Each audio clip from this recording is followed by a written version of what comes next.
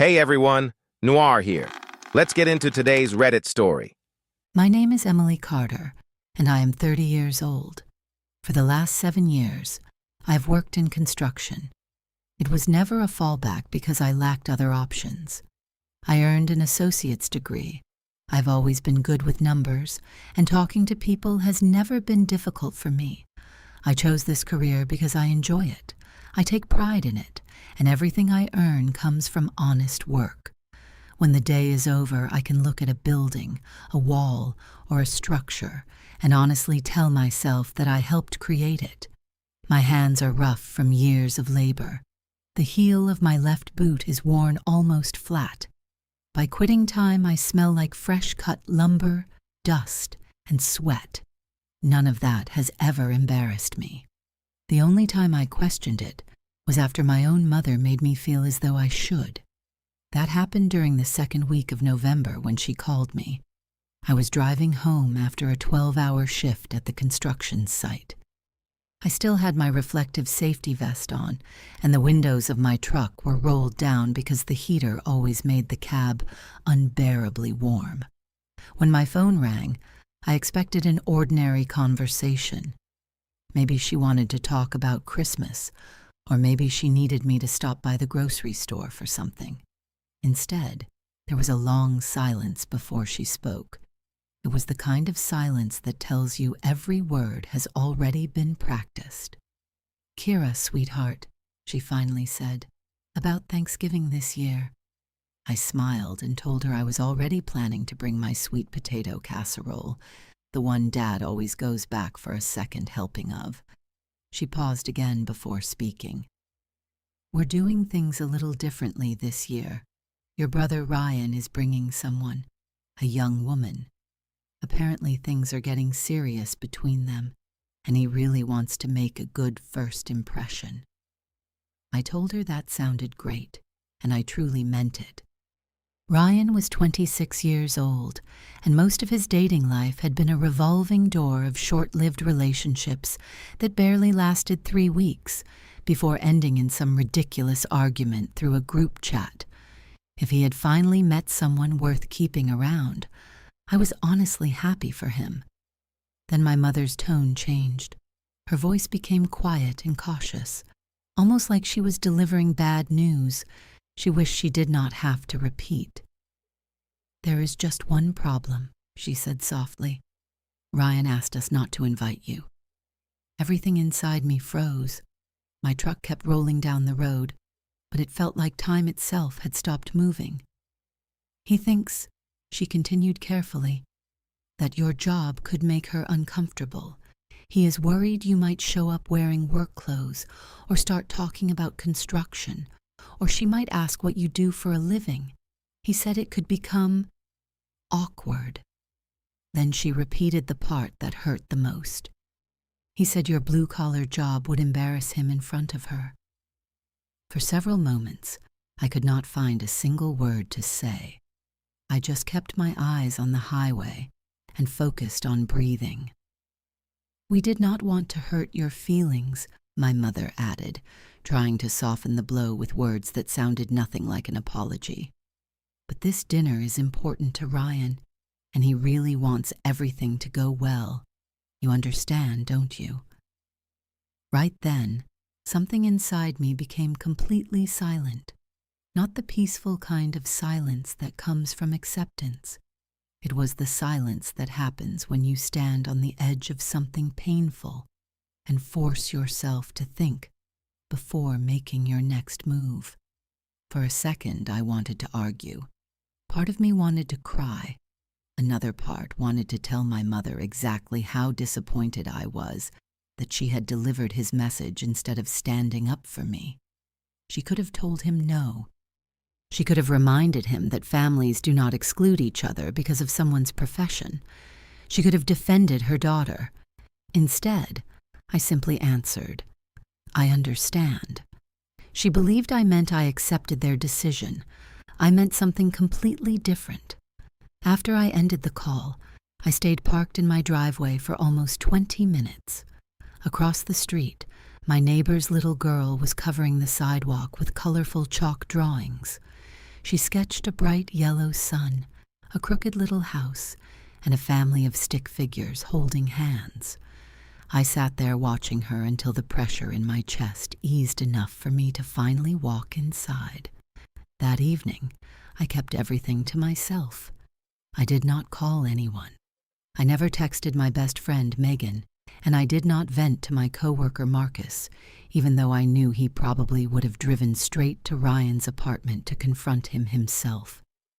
I simply sat alone with my thoughts and allowed myself to feel every bit of the hurt. There is a unique kind of humiliation that comes from realizing your own family sees you as someone who needs to be hidden away. It is painful to discover that the life you built through years of hard work, dedication, and sacrifice is somehow considered an embarrassment by the very people who should have been proud of you. What my family did not know, what none of them had any idea about, was that 3 weeks before all of this happened, I had signed the biggest contract of my professional life. It was a major commercial development project, the kind people in the construction industry actually write articles about. More importantly, it marked a huge turning point in my career. I was no longer just another worker following orders on someone else's job site. I had become the site supervisor, the person responsible for running the project and leading the entire crew. I kept the news to myself because I wanted everything to be finalized before I celebrated it.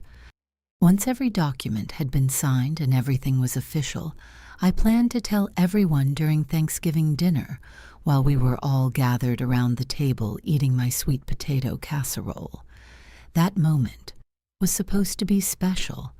Instead, they took that opportunity away from me, so I let them have their holiday without me. Deep down, I wondered what those 5 days might teach them. Thanksgiving arrived, and I never walked through my parents' front door. I spent the holiday by myself, although it was nowhere near as depressing as it might sound. My best friend Megan invited me to celebrate with her family, but I thanked her and politely declined. I wanted peace more than company. I cooked a full Thanksgiving dinner for myself, roasted chicken, creamy mashed potatoes, and of course my favorite sweet potato casserole.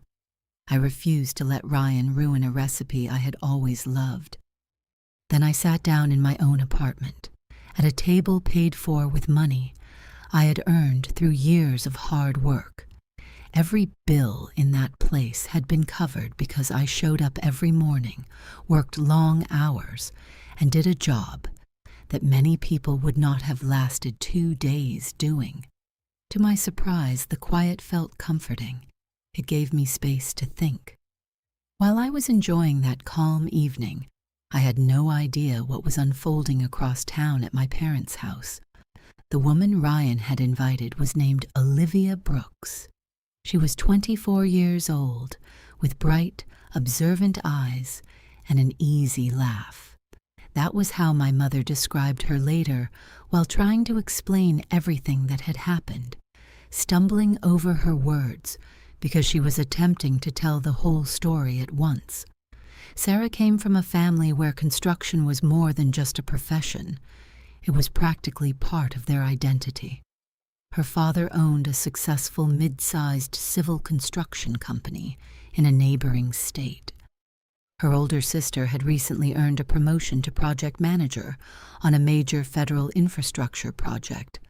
To Sarah, construction was never something people looked down on. She had grown up respecting the people who built roads, bridges, buildings, and entire communities, because that was the world she had always known. During Thanksgiving dinner, Ryan casually mentioned that his family was made up of white-collar professionals who were focused on their careers. Sarah smiled politely and asked if he had any brothers or sisters. He told her he had one sister, me. Naturally, she wanted to know what I did for a living. Without giving it much thought, Ryan replied that I worked in construction. The way he said it made it sound like he was admitting something embarrassing, almost the way someone might reluctantly mention a past mistake. Sarah immediately became interested. She set her fork on the table and started asking questions. What kind of construction was I involved in? Did I manage my own projects, or did I work under someone else? Ryan admitted he did not really know. He guessed that I probably just worked on different job sites. Then Sarah asked the obvious question. If your sister is part of the family, why isn't she here for Thanksgiving? That was the moment everything changed. My mother, who had stayed quiet through the entire conversation, made the decision to answer honestly. She admitted that Ryan had specifically asked the family not to invite me because he believed my construction job would make dinner uncomfortable for his girlfriend. The entire table fell silent. Sarah looked at Ryan for several long seconds. She was not yelling or acting angry. In fact, what crossed her face was even more unsettling. She looked at him as though she was quietly reconsidering everything she thought she knew about the man sitting across from her. Finally, she spoke in a calm, steady voice. "I think that's incredibly strange," she said. "In my family, the people who build things with their own hands are the ones everyone respects the most. They deserve a place at every table, not a reason to be excluded." Sarah went on to explain that her father had started with nothing more than a job pouring concrete when he was 19 years old. Over the years, he built that opportunity into a successful company that now provided jobs for 340 employees. Then she quietly added that she actually wished she had been given the chance to meet Ryan's sister.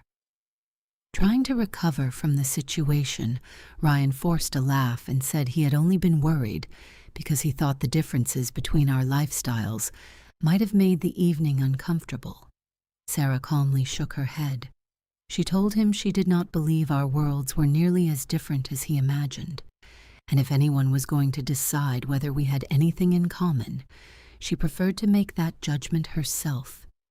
The conversation moved on, and dinner technically continued, but the atmosphere never recovered. The mood around the table had completely shifted, and everyone could feel it.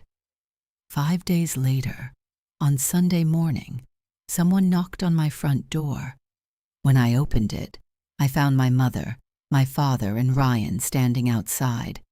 Mom looked exhausted, like she had spent several sleepless nights replaying everything in her head. Dad wore the expression of a man who probably would not have come if my mother had not insisted. Ryan looked even worse. He had the face of someone who had spent days trying to convince himself he had done nothing wrong, only to finally admit that he had. I stepped aside and invited them in. No matter what had happened between us, I had been raised to offer guests a cup of coffee instead of leaving them standing awkwardly in the kitchen. That lesson stayed with me, even when the people sitting at my table had recently made me feel like I was something to be ashamed of. Once everyone had settled down, my mother spoke first. She carefully explained everything that had happened during Thanksgiving dinner. She told me about Sarah's questions, Ryan's answers, and the way Sarah had reacted after learning the truth. Then she looked over at my brother. "Ryan has something he wants to tell you." He never looked up from the coffee mug in his hands. "I found out about your contract," he admitted quietly. "Megan posted something online and tagged your company. That is how I found out." I waited for him to continue. "Kira, you're managing a $12 million commercial development." "It is actually $14 million now," I replied. The budget increased after the project scope was expanded. The silence that filled the room afterward was almost unbelievable. I will admit something without feeling the slightest bit guilty. It was one of the most satisfying moments I have ever experienced. After a while, my father cleared his throat. "I am proud of you," he said. I nodded politely before answering. "I appreciate hearing that. It just would have meant a lot more if you had said it before I was left out of Thanksgiving." My words landed harder than I expected. My mother covered her face and began crying. I quietly handed her a napkin and let her cry. Sometimes people have to fully experience the consequences of their choices before healing can begin. Then Ryan apologized. It was not a flawless apology. He spent too much time explaining what had been going through his head and trying to justify why he made such a terrible decision. Even so, I could tell he was genuinely sorry. That was enough for me to accept it. I did not forgive him only because he deserved it. I forgave him because I deserved to stop carrying that weight around. I spend enough of my life lifting heavy things at work. I had no interest in carrying resentment forever, too. No one actually said it aloud, but every person sitting in my living room understood the truth. The very thing Ryan had been embarrassed by was exactly what had earned Sarah's respect before she had even met me. The hard hat, the steel-toe boots, the early mornings before sunrise, the smell of sawdust and concrete dust, the rough hands that come from years of building things that last. He tried to hide me because of those things. Instead, all he managed to do was expose his own character. The following week, Sarah reached out through Ryan and asked if I would meet her for coffee. I appreciated the gesture because she certainly did not owe me anything. We ended up talking for nearly 2 hours. She shared stories about growing up around her family's construction company and told me her father still became emotional whenever he drove past buildings he had helped build 3 decades earlier. I told her about the first time I was trusted to lead my own crew and how that responsibility made me realize I had finally found where I belonged. Before we left, we exchanged phone numbers, not the kind people swap just to be polite, but the kind they actually intend to use. As far as I know, she and Ryan are still together, and they seem happy. Then, about a month later, something happened that I never could have predicted. Sarah's father contacted me. He had heard about the commercial project I was supervising through people in the industry, and he wanted to discuss the possibility of working together on another commercial development scheduled for the spring. Looking back now, I cannot help but smile at the irony. My brother tried to keep me away from his dinner table because he thought my career would embarrass him. Instead, his decision opened a professional door that I never even knew existed. These days, I still lace up my steel-toe boots every morning, and after a long day on the job, I still come home smelling like sawdust and hard work.